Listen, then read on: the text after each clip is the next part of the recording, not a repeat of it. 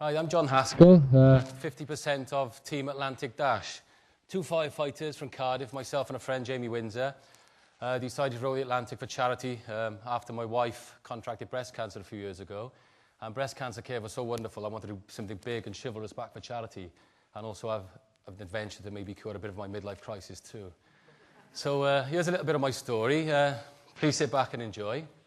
Atlantic Dash, obviously we got the flames, we were firefighters, and we got the water for the ocean, and the dash will become apparent a little bit later on. So there's our boat. You can see she's a 21-foot ocean-class rowing boat. Excuse me. Technology, eh? So there's, you can see, solar panel. She's 21 foot long. We've got a cabin fore and aft. That's our sleeping cabin, just big enough for one. And the idea is we row shifts on and shifts off. We never have to get in the cabin together, which is great. If you've ever seen that scene from Planes, Trains and Automobiles with John Candy in the hotel, it's like that. So this boat now is stacked up to the gunnels with electronics and gadgets, and for a gadget geek like me, that's fantastic. I'd say we had all little lockers and holes for the food. It was absolutely jam-packed up to the gunnels with all our supplies for what we thought was going to take up to 90 days. The most important bit of kit, I suppose, would be in the water maker, electric water maker, run by solar power. Charge a bank of batteries, and we had quite a generous amount of electricity for the journey. There's electronics, so GPS, basically a car sat-nav, a tom-tom for the sea. Tell us exactly where we are at any given moment, our destination, our bearing, which is a great bit of kit. Our banker switches, bilge pump, light, running lights, and so forth. Electronic identification system, our boat would give off a signal because a big danger across the Atlantic is getting run down by some of these big cargo vessels. That worked really well. That would alert us to any ship within a 25-mile radius, and we'd get on the radio then and alert them that we're here, we're a bit small, please keep an eye out for us. These are all the supplies. Nearly half a ton of supplies went into the boat with the water ballast, the food, super freeze-dried lightweight rations. Again, for 90 days. So we couldn't take sort of wet, made-up food. It would have been far too heavy. So this food was made up with a water maker. We'd boil water, add half a litre of water to one of these packets, and we had quite nice meals. Medical supplies was another thing we took. Obviously, there was no backup. We took a complete trauma kit, medical supplies, antibiotics, really strong prescription drugs. As part of qualifying for the event, we had to do several courses. We had to do, obviously, to learn your navigation. We had to do our Ocean Yacht Masters course, our day skippers, sea survival. And you can see us here. This is our sea survival course, learning how to get in and out of a life raft, how to survive in a life raft, the dangers of flora and fauna if you're any long time in a life raft. Also, all aspects of astral navigation that should you be alone at sea, you have some idea of where you are, where you're going. This is our leaving, our departure. Very emotional. Jamie and I both sobbed. We had a lot of friends and family there. The local press were out, and our families and friends, as I say, it was very, very emotional. It took us a good few hours to get over leaving, because as far as we thought, we were going to be 90 days at sea, going into all sorts of dangers. It was bad weather. We were delayed a day. So we knew we were going straight out into bad weather, and I'll stand you admit to being absolutely terrified. Especially when people were sending me photos like this. This was the Atlantic the year before we left in February.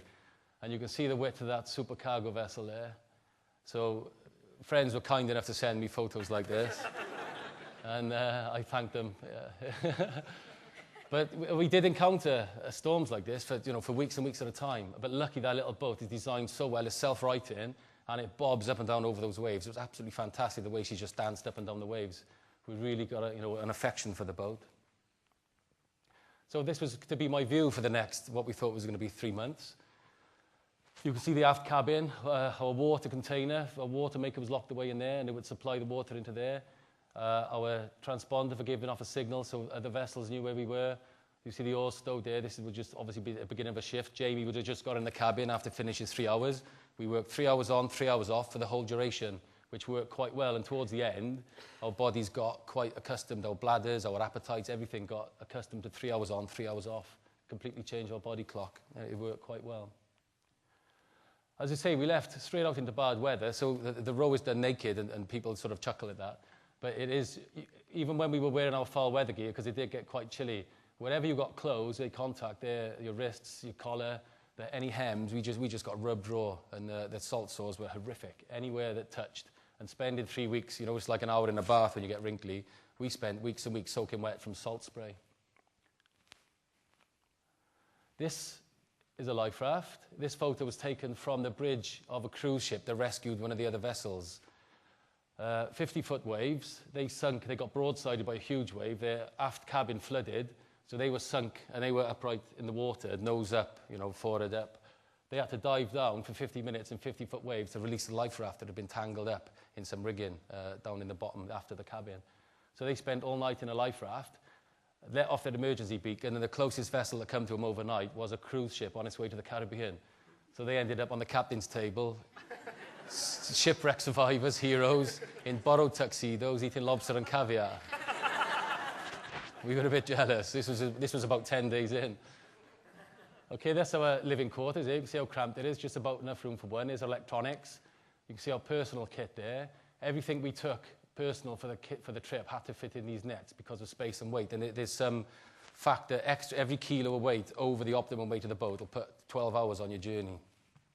And we didn't want that, obviously. Satellite phone, which only worked intermittently because it just wouldn't connect to the satellite because the boat was being rocked about so much for weeks and weeks. It just would not get a lock on the satellites. Christmas. I did my best to smile. But, yeah, Christmas Day come and went. We opened our Christmas packages that we had from the family. You know, it was quite tearful. A little card off my little girl and my little boy and my wife. And it was quite tearful. I had a musical tie, which I couldn't even bother to tie properly. And we had a little bottle of whiskey and a bar of chocolate for breakfast, and then we just carried on rowing because it was so rough. We had to row to keep the boat square into the waves. Otherwise, it would get broadsided, and that's when you would have gone over. So our 3 hours on, 3 hours off, we had to stick to rigidly. But then, towards the end, the weather came out. It was fantastic. You know, we had some fantastic sunshine. In fact, it got too hot. It was 40-odd degrees, and every surface on the boat got scorching hot. So, you know, you couldn't put your elbow on anything. It'd be absolutely red hot. And it meant we'd have to get in the water. And obviously, sharks are an issue. We saw sharks most days, you know, some small, some big, oceanic white tips. And they follow vessels. They follow boats for scraps and things. So we had to have a little bit of a shark watch before we could jump in the water. But it got flat enough that we could have a break. And some days we didn't row for a couple of hours. We'd have a break. We'd sit and have a meal together because our sole relationship was just grunting on the cabin door as one went in and come went out. So it was fantastic to sit for 20 minutes and have a meal together. See, relentless sunshine. I haven't got a hat on there, but you know we had to wear hats, sunblock, factor 50 sunblock. The sun was a real hazard. We'd get in the boat then. You can see we've got a nice flat day. We'd get into the water. We'd have safety leashes on, but we'd get in the water just to have a look at something different on the horizon because it was just relentless, this big horizon, 360. And we saw a rainbow one day, and it was like, wow, look, a rainbow, quick. But we'd get in the water, have a little look at the boat, take some photos, have a swim, a cool down. Food was an issue. Our water makers broke. Not sort of water makers, really, our cookers broke. The first 3 weeks, it was too rough to even try and get some hot water going. It was just splashing everywhere. So we didn't have any hot food for 3 weeks. And then we had a period, we had some hot food we were boiling up, and then the cookers broke. So over the whole duration of the trip, we had 3 cups of coffee and 6 hot meals. And these rehydrated rations are high-calorie expedition rations. They're made with shredded fat, which the energy comes from, and the fat would congeal in our mouths from the cold water. And we'd have to scrape it out with wet wipes after every meal. So I actually lost 4 stone on the trip. I put a couple back on now, I know. But I lost 4 stone as I stepped off the boat. I was 4 stone light. I was living on, you know, you're supposed to eat 6,000 calories a day because we're burning 10. I was living on 1,000 calories a day. I'm going to do it every Christmas now, ready for the beach in the summer. Blisters were an issue. I see the hand there. This is they were drying now and actually getting a little bit better. So, you know, they'd stop weeping and they were healing up. It was dry. We were having a fantastic time then. It was sunny. We were rowing great. We had our music playing. You know, we had an absolutely fantastic time. Even our feet were falling apart. And it was just, the sun couldn't have come out quick enough. I think that really saved us having some proper injury. As I actually lost all the skin, and there's no way of putting it politely, on my undercarriage. Between the cheeks of my bottom were boils. And it was as if somebody poured a kettle full of hot water. The salt burns and the salt sores were that bad. And I couldn't row for 24 hours. I just sat and cried. I cried a lot during this trip. Don't tell anyone. And then, again, we'd have a little swim, we'd have some recreation, we'd done some swimming, we didn't catch any fish, we had a 60-pound heavy line, but anything we caught just snapped the line off. It was fantastic. The rods would just go zzz, and they just snap. It was quite dramatic, you know, it was like the scene from Jaws. So we did have a swim, but obviously we'd only ever go in the water when there was 2 on shark watch, because they were a menace. Jamie and I actually fought this. We had it in a headlock, and we punched him, we gouged him in the eyes, and off he went. That's not my fingers, by the way. So then we saw land, and what an ecstatic feeling. Like, I can't even bring the emotion here to that. All the Christmases, even, you know, it's even up there with the children being born, just to see land, you know, and knowing that the family were there, the children were there, my father, my wife, my kids, friends were there, and just, we would have this amazing reception in Barbados. And the actual finish line is the north of the island, a longitude point. And we had a 5-hour row then to get to the marina. And we actually rushed and rushed and rushed. But then once we crossed the finish line, we actually slowed down and just savoured being there, savoured the water being calm, because we knew what was coming. It was just building up into this great big welling of emotion. Again, there's Jamie's mum with the binoculars. There's my wife in the middle and a friend. The Welsh flag again. You know, we were so excited. It was unbelievable. And they were probably feeling the same excitement as we were rowing in, you know. So that was their first view of us. Jamie and I rowing in. Some of the other teams that come in first, we actually come out 4th out of 17 teams, but only 9 teams completed because the conditions that year were the worst they've ever been. 9 boats got sunk, rescued. They say one crew ended up on a cruise ship, one crew ended up on a rusty old cargo ship, ended up in South Africa somewhere. And then that jubilant moment of stepping ashore, again, I just cannot convey that feeling of being at sea. We just crave stillness. We used to play the crave game. What do you crave? Food, you know, and everything. It was just stillness is all we craved. And that's my favourite photo. See my father's hand there, even in that photo, Jamie and his wife. And, you know, that really is my favourite photo. It just sums up the whole emotion. A little hug with the wife, even. The Barbados Fire Service were there to meet us. We actually wrote a plaque across to them. We'd been talking on the internet and something. That was fantastic. We made some fantastic friends. My transfer's in already. And there's the Welsh flag looking a bit battered and things. So I'm hoping to take this to the South Pole now in 2 years. There's the actual Scott route across the South Pole. I just broke that to the wife now. And that's my favourite photo again with the kids. You know, it just sums up all the emotion. And if I could now, it seems a bit cheating maybe playing a video when you're doing a talk, but this video was done fresh when it was 20 minutes off the boat, so it really captures the emotion of coming off the boat. And so if I can apologise and just put you through a video for several minutes and maybe explain a little bit of my story. Thank you very much. So they've been 45 days at sea, and now there is, what, less than a mile to go for the amazing Welsh firefighters, John and Jamie, Atlantic Dash. They've literally just rowed in front of our boat now, and they're so excited to get home. They've got some amazing stories, they've had some incredible adventures, and it's been one huge Talisker Whiskey Atlantic challenge for them. 3,000 miles later, and they're romping in 4th. Hey, welcome home! Thank you very much. How do you feel? Yeah, fantastic, superb, brilliant. What are you most looking forward to? Seeing my wife, simple as that. I'm a bit spaced out, if I'm honest. Yeah, it's a bit, I haven't really, because it's been alright, because you just come around the corner and you just row, and it's just a nice relaxing, oh, this is the last row, and I haven't really thought about it, because it's going to just get emotional if I think about it. Would you do it again? Not this week.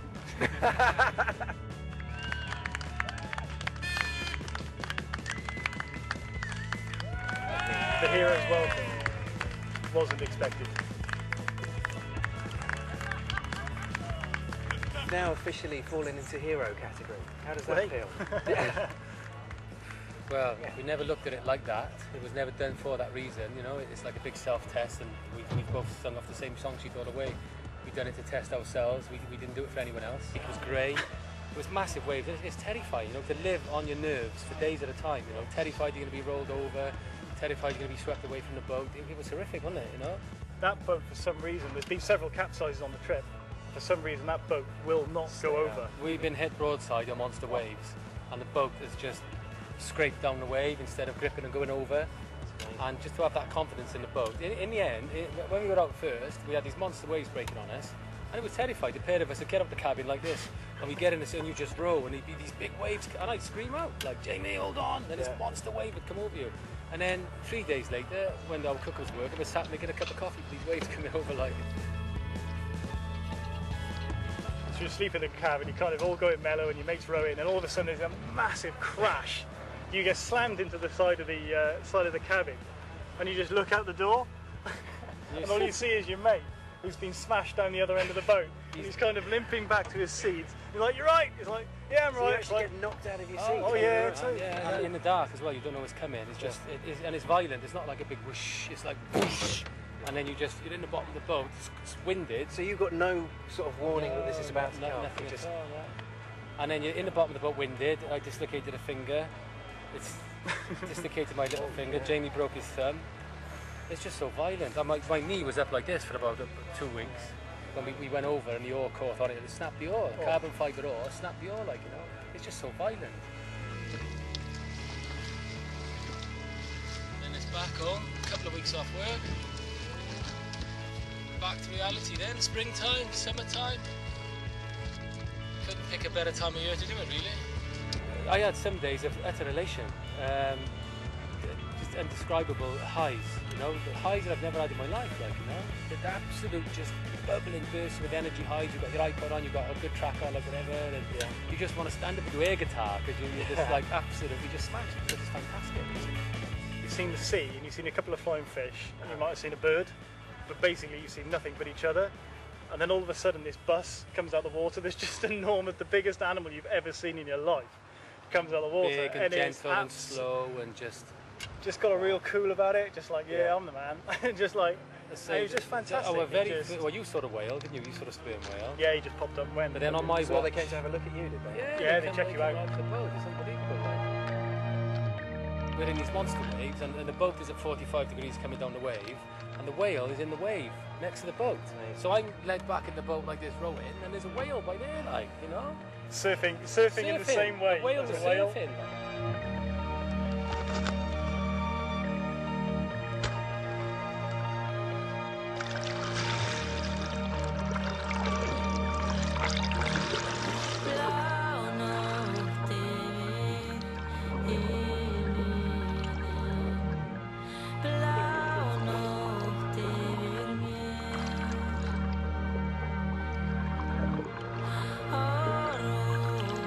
Swam with a whale, 1,000 miles off the coast, 2.5 miles out of my depth.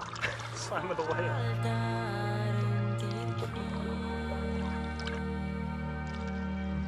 We were surfing waves in the middle of the Atlantic, so probably about 800 miles off each shore. And it's like 50, 60 foot waves, and the ones you're surfing are about 20 foot that really pitch up. And you suddenly think, I'm surfing a wave, 800 miles off the coast, I'm 2.5 miles out of my depth. Yeah, it's really good fun. But this is a bit bonkers. And when you're halfway across and you're a bit down and you suddenly find all these people are behind you and following you and are into what you're doing, it's unreal.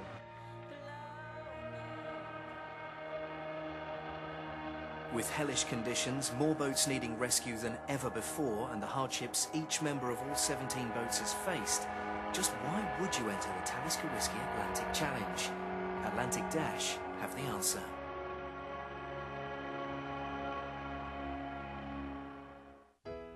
I met an old lady. We were doing an inspection in the fire service, and she was in her 80s in an old people's home, and she was going along with the Zimmer frame. She was on her right mission, and we got talking.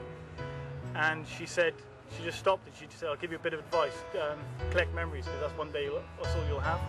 And she's absolutely right, and I've never forgotten it. And it's stuff like that, it's just a memory you've got for the rest of your life.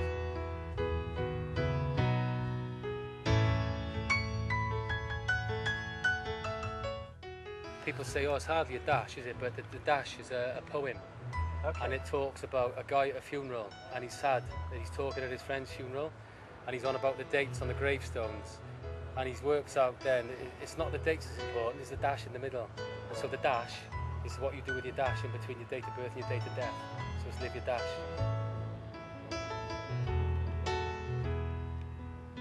It matters not the houses, the cars, the cash. It's how you live and love and spend your dash, you know. Fill your dash up, and that's where dash come from. So that ethos is what's brought us together and taken us through this, like, you know. Your dash is pretty awesome. Yeah, happy with it.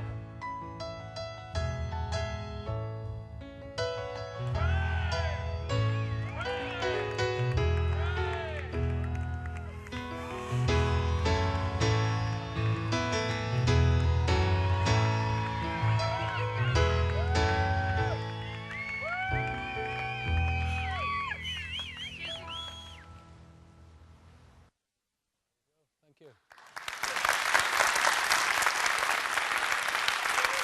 Thank you, guys.